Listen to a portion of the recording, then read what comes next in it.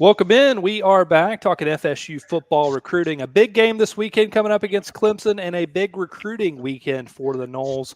Multiple commits for FSU in attendance, several players that are committed to other schools, and then some headliners, not only in the 2025 class, but 2026 as well, and all the way up to 2028 also. There's a big-time 2028 prospect visiting too. But we're going to talk a little bit about the players who are committed to FSU first. What kind of stands out? Matt, we'll start with you. We'll mix it up a little bit here today. We'll start with you. Who are you kind of looking towards, and what do you look forward to hearing and seeing from the guys that are visiting that are committed to FSU currently? I mean, obviously, Solomon Thomas, Tremel, Byron, especially being the newest commit, are really big to get back on campus, especially Greg Zay Thomas, too, Byron Lewis's teammate from American Heritage. That's really good to see. Again, like I said in the last video, you really got to focus on these commits, I feel like, more than the other kids, just because you want that retention. You want them to stay and sign, and you need to treat them as regular recruits, in my opinion, and still roll out the red carpet because you don't know when you're going to lose them at this point, especially the 1-4 start. We don't know how this Clemson game is going to go, right? Like, it could go one way where Clemson blows FSU out, and I think a lot of people expect that. And you just need to keep them around. You need to keep them around the program and really just talk to them, message it out. The most important thing is them staying the whole game and then talking to the coaches afterwards and getting that interaction. But again, just them being on campus is huge. Michael, kind of piggybacking off that question, just kind of what's your thoughts on the commits that are coming that are already committed to FSU? I mean, it's always a big deal, especially when you go into a game like this. It's a rivalry game. Certainly, I said before early in the week that it's still FSU Clemson. I don't care, what FSU's record is, what Clemson's record is. It's like this is a game that a lot of recruits circle that they want to see. So it's important to put out a product that's very strong. I laid out kind of everything in my article earlier this week of keys I thought like they need to do, like obviously atmosphere and then just kind of excitement level of their play. That doesn't have to equal putting 28 points on the board or 30. Just needs to equal like explosive plays from the position that guys play, and then the atmosphere that's going to be a big deal of keeping the people energetic into the game, giving a reason to be energetic and create an electric atmosphere. I think there's some of the big keys. But I think really just having these guys on campus and kind of showing what your product can do. We know, as we've seen throughout the year, that it's not going to be a full product of everything looking good all the time. But I think if you show flashes and you show growth of what you're looking for, because that's kind of the word I've mentioned over and over is growth of when you watch each game. I treat every game like a growth process, and so I'm going to be looking for just what each position does and what growth I see from that positions. Still Florida State Clemson, like you alluded to, Michael. Still a night game at Doak as well. So bring that energy, fans. We got some recruits in the house, some big time guys. Not just FSU commits, also, but several players that are committed to other schools. Michael, the list of players that are coming that are committed to other schools, who kind of stands out? Is there anyone that jumps off the page to you? I mean, there's several actually when you look at it, especially at defensive line.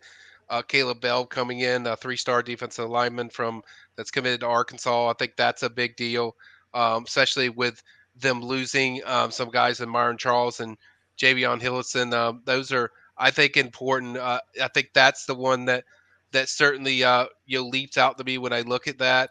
Obviously, you have a few others in there, like Todd Robinson's a major one that I think Will Fong dropped a bomb just on let people know that.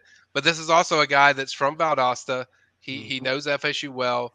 He's very familiar with what they do, and he's very high on kind of what they do with their backs, even though their backs haven't had the year that they usually do. I think Dak does a really good job of implementing guys of what he does development wise. I think really stands out to a lot of guys. So him coming for this game when he could have went to Auburn and Georgia, the school he's committed to, I think it says something about the way he views FSU. So I think those are a few I think that jump out to me certainly there, and then of course as far as committed guys, but I'm sure we'll get into the non-committed guys other places. But I think those are the two that really I think jump out to me at this point.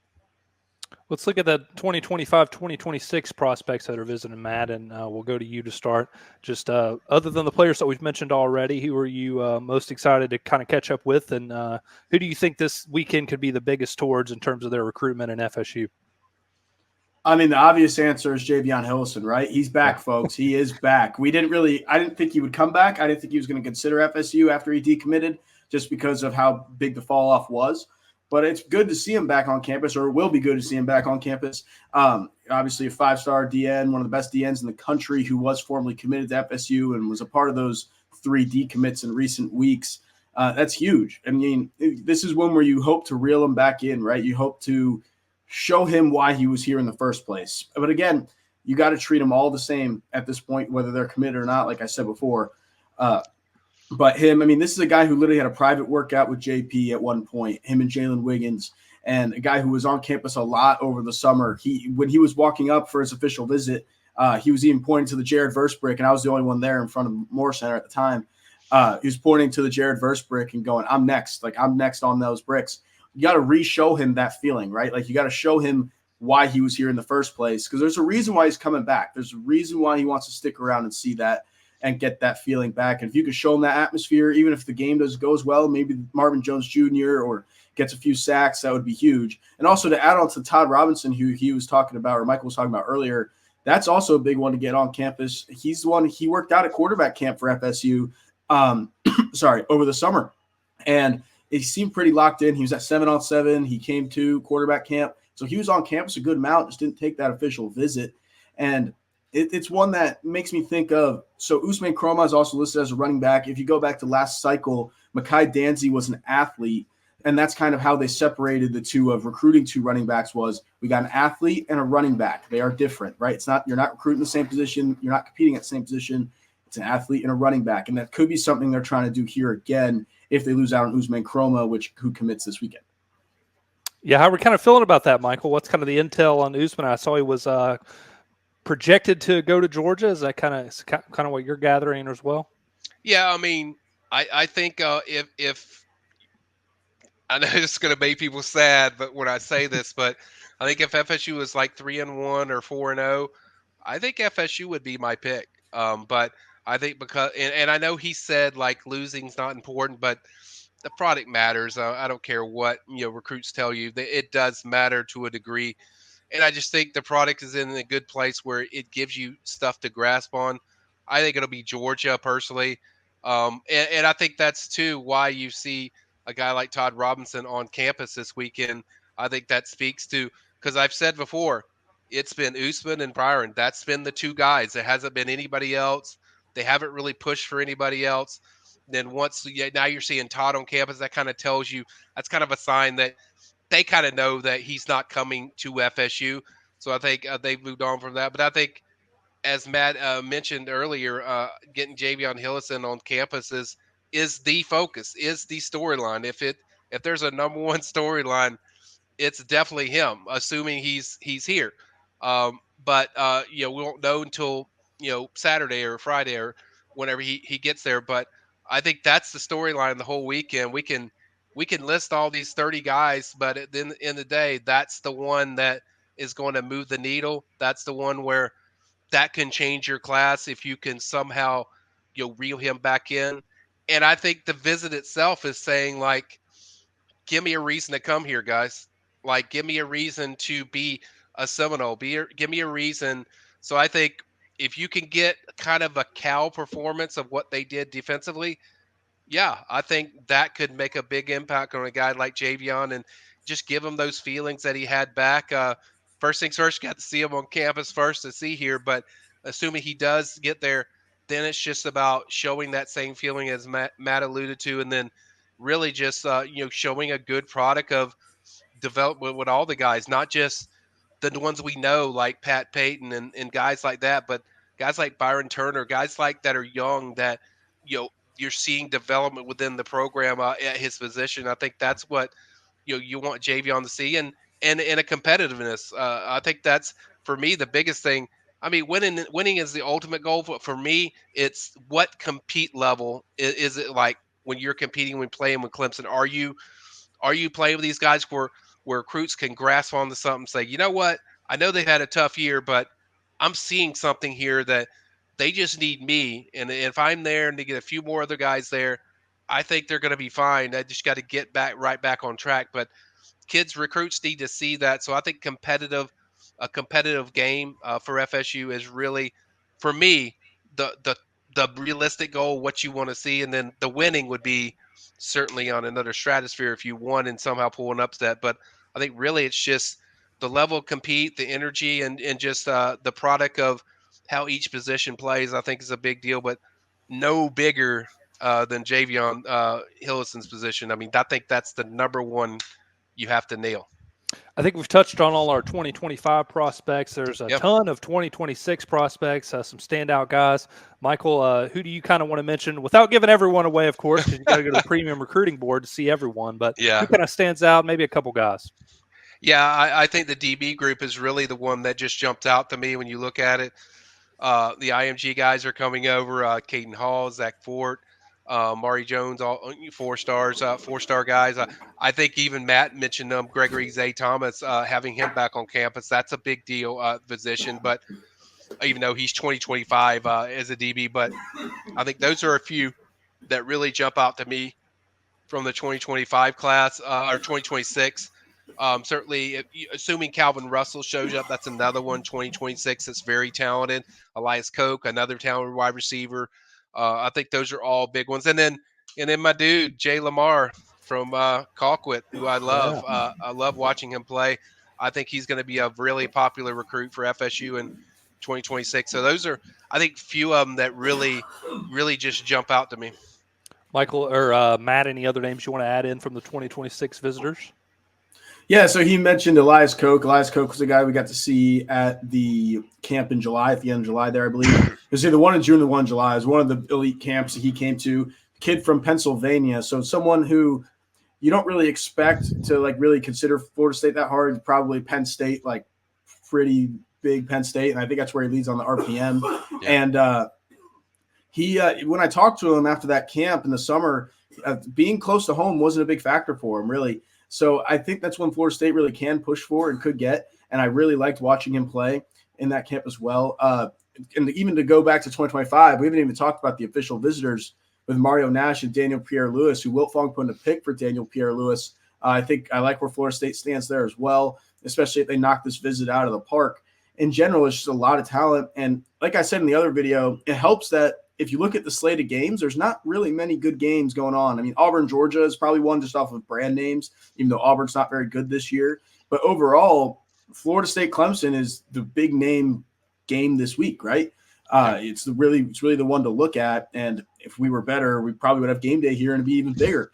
And we wouldn't be talking about all the bad stuff. But anyway, it's just huge that they can still pull this list on a down year. Yeah, and it's probably going to be even bigger, Ben. I haven't even got the the official what could FSU expects as far as coming in. So you could get even better Friday. You might be a few more added to the list. Although I think we got most of the ones that are on there. So yeah, it's a very impressive list. But I'm not shocked by the list because, as I said, it's Clemson, FSU. Usually when FSU plays Clemson is hosting them, you get top prospects regardless. But it's still impressive when you base on how this team has looked as a whole, as a product. So I think overall it's a great group. Closing thoughts, guys? Anything else you want to add? I will say real quick, I want to throw a name in there. Can I do that? Sure. You mentioned him. You mentioned him, Michael. But Okay. Mari Jones, IMG cornerback. So he transferred to IMG a couple years ago from Denellen. I've been seeing him since he was a young pup in 7-on-7. Big, tall safety, 6'3", 6'4", come downs and hits. He's got range. He's long. And I think he just visited UCF last weekend in their game against Colorado. So coming up to Florida State, I just want to give Amari Jones a little shout out there real quick. But yeah, we'll give you guys the floor back. And any closing thoughts you guys want to add? I mean, I like Tim Griffin as well. I was texting with him a little bit, hoping to get a story out of that one soon.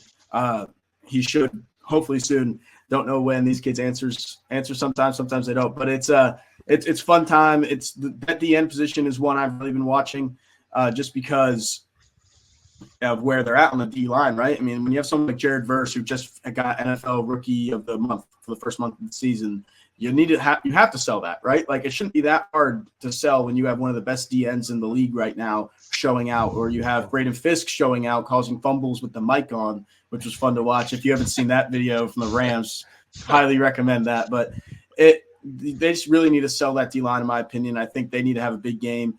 And I think they could. The offensive line is good, but it's going to be fun to watch. I think if that D-line does well, we could see an upset. I will say, on Clemson's defensive side, their rush defense is worse than ours. So maybe it's a good one that Byron Lewis to come to and see that. So, yeah, I mean, I think the main thing is to kind of stick on what I said, Ben. Response is what I'm looking for. Response to what they played like last week. And yeah, we know the intensity will be even higher because you're playing Clemson. There's a different edge to it when you play a rival, even as an ACC rival. I think it's a big deal, and I'm just looking for the response. I think recruits are looking for a response. I think really that's going to be the key as far as the success of the weekend is the way they respond and what we see as far as the product. But I think the atmosphere is certainly going to be electric. That will be good, but I think overall you're looking for the response on FSU's part of what is this. What kind of fight does this team have?